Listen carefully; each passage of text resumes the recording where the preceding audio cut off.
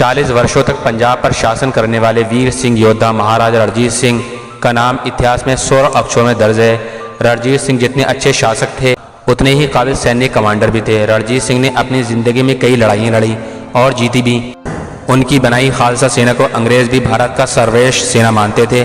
रणजीत सिंह ने पंजाब को न केवल सशक्त सूबे के रूप में एकजुट किया बल्कि अंग्रेज़ों को अपने साम्राज्य के आसपास भटकने भी नहीं दिया।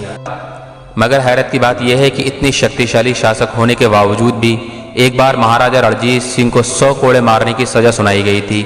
इतना ही नहीं, रणजीत सिंह कोड़े खाने को तैयार भी हो गए थे।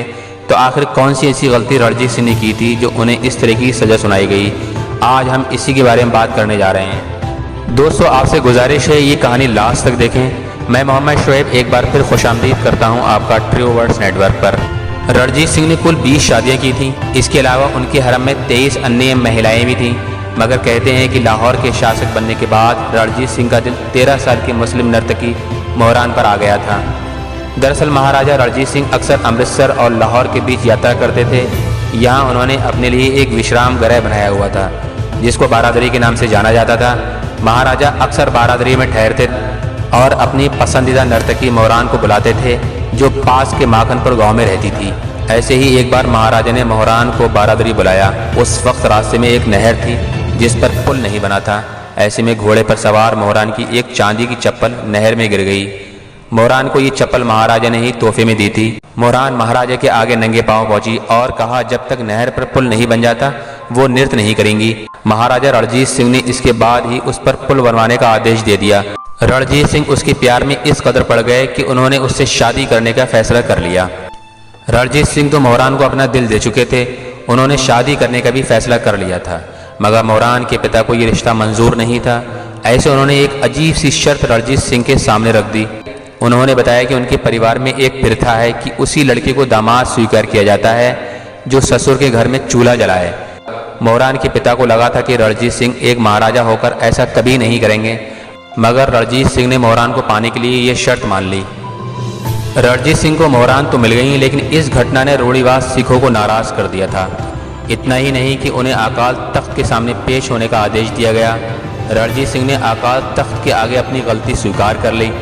उन्होंने सभी से माफ़ी भी मांग ली, लेकिन फिर भी उन्हें माफ़ नहीं किया गया। अकाल तख्त ने महाराजा रणजीत सिंह को 100 कोड़े मारने की सज़ा सुनाई। इसके बाद सज़ा देने के लिए उनकी कमीज़ उतरवाकर एक इमली की पेड़ से उन्हें बांध दिया गया। रणजीत सिंह महाराजा थे, ऐसे में अगर वो चाहते तो इस सज़ा को मानने से इनकार कर देते, मगर उन्होंने अपनी गलती मानते हुए सज़ा का विरोध नहीं किया। वहाँ मौजूद जो लोग भी इस घटना को देख रहे थे उनकी आंखों में आंसू आ गए। कोई नहीं चाहता था कि उनके लोकप्रिय महाराजा को इस तरह की दर्दनाक सज़ा दी जाए।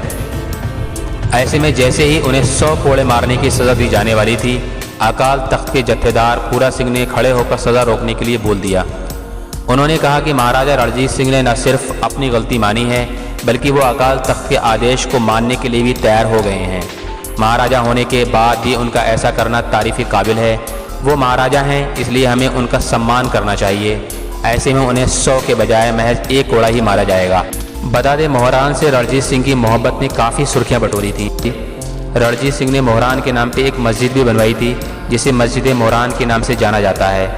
इतना ही नहीं, साल 1811 में उन्होंने मोहरान के नाम पर सिक्के भी डलवाए थे। दोस्तों, ये कहानी आपको कैसी लगी कमेंट बॉक्स में हमें ज़रूर लिखें। हमारा हौसला अफजाई करने के लिए हमारे चैनल को सब्सक्राइब करना ना भूलें।